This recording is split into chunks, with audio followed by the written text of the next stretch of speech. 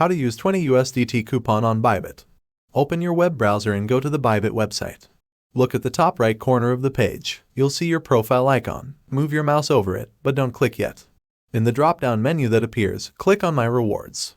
In the My Rewards section, you'll see the 20 USDT coupon listed. Click on it to claim it. Once you've claimed your coupon, or if you already have it, go back to the top of the page. Move your mouse over the Derivatives tab. A menu will appear under Derivatives. Hover your mouse over USDT Perpetual. From the list of trading pairs, select the crypto you want to trade. For this example, let's choose BTC USDT.